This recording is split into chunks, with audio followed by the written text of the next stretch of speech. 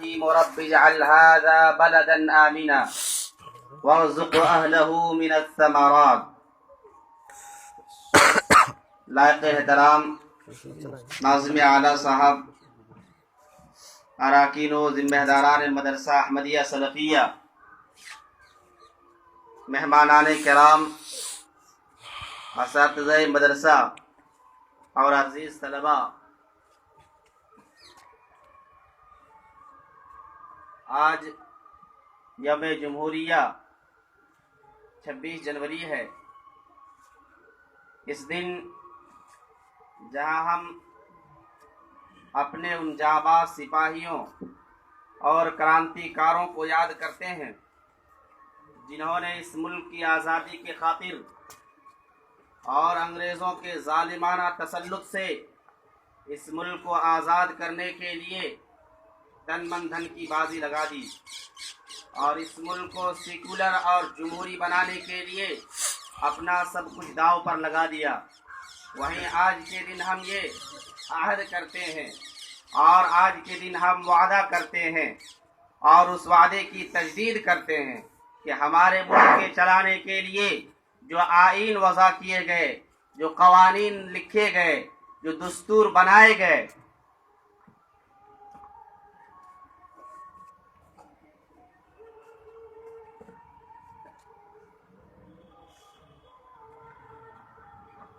ہمارے ملک کی آزادی کے خاطر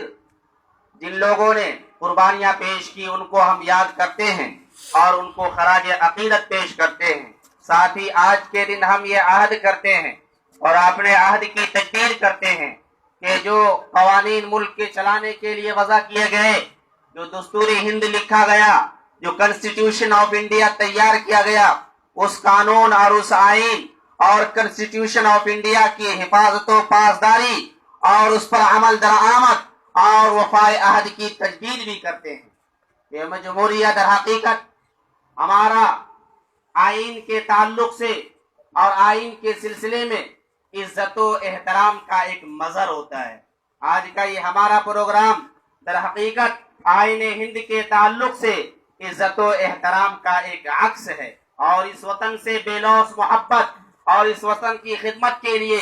اور اس وطن کی ہر طرح کی تعمیر و ترقی کے خاطر اپنے احساس اور جذبہ کا ایک مظہر بھی ہے۔ محترم حاضرین، جہاں ایک انسان پیدا ہوتا ہے اس مٹی اور اس مٹی میں اور وہاں کی ہر چیز سے ایک انسان محبت رکھتا ہے اور اس کی یہ محبت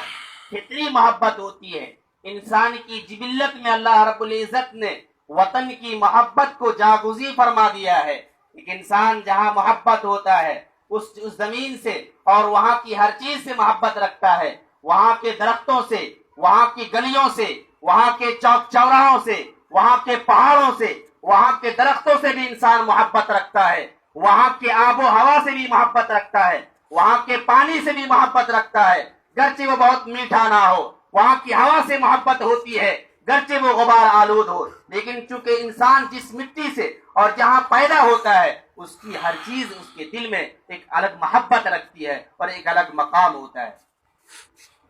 آدمی کیوں کر اس جگہ سے محبت نہ کرے جس جگہ میں چل دوڑ بھاگ کر کے، جہاں کے گرد و غبار میں آلود ہو کر کے اپنے جسم و جان کو مضبوط کیا،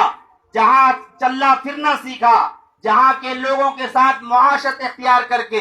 زندگی کے اتار چڑھاؤ کو جھیلنے کا حوصلہ پایا، ایسی جگہ سے محبت رکھنا ایک انسان کی فطرت ہے۔ حتیٰ کہ انسان جس زمین پر رہتا ہے اس زمین کی مٹی کو اپنے لیے بابرکت اور باعث شفا سمجھتا ہے۔ ہمارے پروفیٹ محمد صلی اللہ علیہ وسلم اپنے وطن کی مٹی کو باعث شفا سمجھتے ہوئے فرمایا، بسم اللہ تربت ارضنا بریقت بعدنا یشفا بہ سقیمنا، پروردگار عالم کے نام سے شروع کرتا ہوں۔ ہماری اس وطن کی مٹی اور ہمارے لعاب دہن سے ہمارا بیمار شفا پاتا ہے، اللہ کے اذن و اجازت سے، اللہ کی مشیت سے، باذن اللہ، اللہ کی اذن و اجازت سے۔ معلوم ہوا کہ وطن کی محبت، انسان جہاں پیدا ہوتا ہے اس کی محبت انسان کے رگ و پے میں واقع ہوتی ہے اور اس کے ہر ریشے میں اور ہر حصے میں اس کی محبت پیوست ہوتی ہے۔ اور اسلام چونکہ ہمارا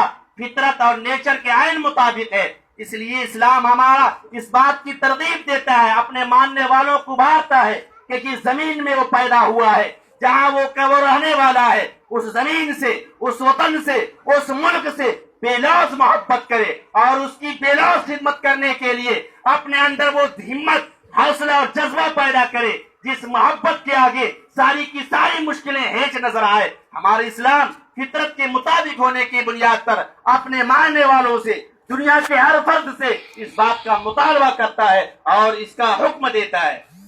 ہمارے پروفیٹ محمد صلی اللہ علیہ وسلم چونکہ ہمارے لیے آئیڈیل اور نمونہ ہے, صرف عبادات میں نہیں, عبادات میں بھی آئیڈیل اور نمونہ ہے, اعمال میں بھی آئیڈیل اور نمونہ ہے, اخلاق و کردار میں بھی آئیڈیل اور نمونہ ہے, گفتار و کردار میں بھی آئیڈیل اور نمونہ ہے, شمائل میں بھی آئیڈیل اور نمونہ ہے, غرض کی دنیا کی ہر چیز میں آئیڈیل اور نمونہ ہے. ہمارے پروفیٹ محمد صلی اللہ علیہ وسلم نے اپنے وطن سے محبت کا اظہار کر کے اپنی امتی سے یہ مطالبہ کیا ہے کہ ہر انسان, ہر امتی اپنے اپنے وطن سے محبت کرے, کیونکہ ہم نبی کے پیروکار ہیں. ہمارے پروفیٹ نے اپنے وطن سے محبت کا اظہار کیا تھا جب سرزمین مکہ, جہاں اللہ کے نبی صلی اللہ علیہ وسلم پیدا ہوئے, اس زمین کو چھوڑنے پر جب مجبور ہوئے, ہجرت کرنے پر مجبور ہوئے, تو مکہ کو مخاطب کر کے فرمایا, غمزدہ ہو کر, آپ دیدہ ہو کر فرمایا, ما اطیبک من بلدن, اے مکہ مکرمہ تو کس قدر میرے نزدیک پاکیزہ شہر ہے, وما احبک الیہ, اور تیری محبت میرے دلوں میں کس قدر پیوست ہے. اور آگے فرمایا کہ ولولا ان قومی اخرجونی منکی ما سکنت غیرک, کہا کہ سنو, اگر میری قوم تیرے یہاں سے مجھے نہ نکالتی تو خدا کی قسم میں تیرے علاوہ کسی اور جگہ کو بسنا پسند نہیں کرتا اور تیرے علاوہ کہیں دوسری زمین کو اپنا وطن نہیں بناتا. ہمارے پروفیٹ محمد صلی اللہ علیہ وسلم نے اپنے وطن سے محبت کا اظہار کر کے یہ تعلیم دی ہے اپنے ماننے والوں سے اور اپنی امتی کو کہ اپنے اپنے وطن سے بے لوث محبت رکھے. ہر ایک انسان کو چاہیے اپنے وطن کی خدمت کے لیے اور ہر طرح کی کوشش کرے, اپنے وطن سے محبت کا اظہار کرے. جب اللہ کے نبی صلی اللہ علیہ وسلم مکہ سے ہجرت کر کے مدینہ تشریف لاتے ہیں اور مدینہ کو جب اپنا جائے وطن بنا لیتے ہیں, اسلامی مرکز اور سینٹر بنا لیتے ہیں اور اپنا وہ اب وطن ہو گیا مدینہ, تو اللہ کے نبی صلی اللہ علیہ وسلم اپنے پروردگار عالم سے دعا کرتے ہیں, اللہم حبب الینا المدینہ کحبنا مکہ و اشد, پروردگار عالم تو مدینہ کو ہمارے لیے ویسا ہی محبوب بنا جس طریقے سے تو نے مکہ کو محبوب بنایا, او اشد, یا اس سے کہیں زیادہ میرے لیے مدینہ کو محبوب بنا دے. اللہ کے نبی صلی اللہ علیہ وسلم نے جب مدینہ کو اپنا وطن بنا لیا تھا تو اس کی محبت دلوں میں پیدا کرنے کی دعا رب العالمین سے اللہ کے نبی صلی اللہ علیہ وسلم کرتے ہیں. ایک حدیث میں اللہ کے نبی صلی اللہ علیہ وسلم نے فرمایا, اللہم اجعل بالمدینہ ضعف ما جعلت بمکہ من البرکہ, اے اللہ تو مدینہ کے اندر اس قدر برکت نازل فرما جس قدر مکے میں برکت نازل فرمائی, بلکہ اس سے ڈبل اور دوگنی برکت تو مدینہ میں نازل فرما. ایک تفصیلی دعا اللہ کے نبی صلی اللہ علیہ وسلم کیا کہتے تھے اپنے شہر, اپنے وطن مدینہ کے لیے, اللہم بارک لنا فی ثمرنا وبارک لنا فی مدینتنا وبارک لنا فی ساعنا وبارک لنا فی مدنا. پروردگار عالم مدینہ اب ہمارا وطن بن چکا ہے, یہاں کے پھلوں میں, خوش پھلوں میں تو برکت عطا فرما, اس شہر میں تو برکت نازل فرما, یہاں کے ناپنے تولنے کے پیمانے ساو مد میں برکت عطا فرما. اللہم ان ابراہیم نبیک عبدک و خلیلک و نبیک و انی عبدک و نبیک. پروردگار عالم ابراہیم تیرے نبی, تیرا دوست اور تیرا خلیل, میں بھی تیرا بندہ اور تیرا نبی. میں بھی دعا کرتا ہوں, انہو دعا لمکہ, ابراہیم نے مکہ کے لیے دعا فرمائی, وانا ادعو للمدینہ, میں مدینہ کے لیے دعا فرماتا ہوں, بمثل ما دعا لمکہ, اسی قدر جس قدر انہوں نے مکہ کے لیے دعا فرمائی ابراہیم علیہ السلام نے, ومثلہ معہ, اسے زیادہ برکت یہاں نازل فرما. یہ سب احادیث اس بات کی تعلیم دیتی ہے کہ انسان جہاں کہیں رہے, جہاں اپنا وطن بنایا, جہاں پیدا ہوا, اس کی محبت اس کے رگ و پے میں واقع ہونا چاہیے. ہم میں سے ہر شخص کو چاہیے کہ اپنے ملک کی ترقی کے لیے, تعمیر کے لیے अपने मुल्क को आगे बढ़ाने के लिए हर तरह की मेहनत और हर तरह की कोशिश करनी चाहिए। सबसे बड़ी चीज जो मुल्क की तरक्की और तामीर में नुमाया किरदार अदा करती है, उसको देखने और समझने की जरूरत है। हज़रत इब्राहीम अलैहिस्सलाम ने अपने परवरदिगार से कई चीजों का मुतालबा किया था, उनमें से 3 अहम चीजों का मुतालबा किया था, और वो 3 चीज किसी भी मुल्क को अमन और शांति वाला मुल्क बनाने के लिए जरूरी है, मुल्क को डिजिटल मुल्क बनाने के लिए जरूरी है, मुल्क को तरक्की याफ्ता ममालिक में शुमार कराने के लिए उन 3 चीजों का पाया जाना जरूरी है। गौर कीजिए, इब्राहिम ने अपने परवरदिगार से अपने वतन की खातिर क्या मांगा। फरमाया वइद क़ाल इब्राहीम रब्बि जअल हाज़ा बलदन आमिना, परवरदिगार आलम हमारे वतन को अमन शांति वाला मुल्क बनाना। किसी भी मुल्क के लिए अमन शांति सबसे जरूरी चीज है, और उसकी तरक्की के लिए, उसको डिजिटल बनाने के लिए अमन शांति सबसे पहला स्टेप, सबसे पहला मर्हला इब्राहिम ने मांगा था अपने परवरदिगार से। दूसरी चीज फरमाया वर्ज़ुक़ लहुम मिनस समारात, और मुल्क के बाशिंदों को, वतन में रहने वालों को तो रोजी अता फरमा, फलों की रोजी अता फरमा। उस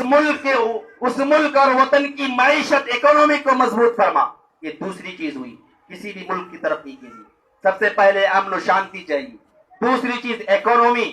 जो मईशत होती है वो मजबूत हो। अल्लाह ताला से इब्राहीम अलैहिस्सलाम ने मांगा कि मक्का के लिए तू मईशत को मजबूत फरमा। तीसरी चीज जो अल्लाह रब्बुल आलमीन से इब्राहीम ने मांगा था, रब्बना वबअस फीहिम रसूलन मिनहुम यतलू अलैहिम आयातिही व युज़क्कीहिम व युअल्लिमुहुमुल किताब वल हिकमा। परवरदिगार आलम एक ऐसा पैगंबर भेज, एक ऐसा रसूल भेज जो लोगों को सही तालीम दे, शिक्षा दे, एजुकेशन दे, तज़किया करे, तरबियत करे, उसकी सही तालीम करे। ये तीसरी चीज है। किसी भी मुल्क को तरक्की याफ्ता मुल्क बनाने के लिए ये 3 चीजें रीढ़ की हैसियत रखती है। वहां अमन शांति कायम हो, वहां की मईशत मजबूत हो, और वहां एजुकेशन और तालीम आम हो। अगर इन 3 चीजों में से कोई भी एक चीज खत्म हो जाए या पीछे रह जाए किसी भी एक चीज में, तो वहां वो मुल्क, उस मुल्क के अंदर वो तरक्की नहीं हो पाएगी, और वो मुल्क तरक्की याफ्ता ममालिक में शुमार नहीं किया जा सकता है। इसलिए इन 3 चीजों की तरक्की के लिए और इन 3 चीजों को बढ़ाने के लिए हम में से हर शख्स को चाहिए अपने इस मादरे वतन, अपने इस मुल्क के लिए कोशिश करनी चाहिए, और इन 3 चीजों का आम करने और फैलाने में एक दूसरे का ताउन करना चाहिए। परवरदिगार आलम से दुआ है, मौला करीम तू हम तमाम मुसलमानों को और यहाँ के रहने वाले हर फर्द को, इस मुल्क के हर बाशिंदों को इस बात की तौफीक अता फरमा कि इस मुल्क के अंदर अमन शांति बहाल करने में एक दूसरे की मदद करे। इस मुल्क के अंदर अमन शांति बहाल फरमा। मौला करीम इस मुल्क के अंदर तालीम और एजुकेशन को आम फरमा। मौला करीम इस मुल्क की मईशत को आम फरमा। आमीन। वाखिरु दावाना अल्हम्दुलिल्लाहि रब्बिल आलमीन। वस्सलामु अलैकुम व रहमतुल्लाहि व बरकातुहू।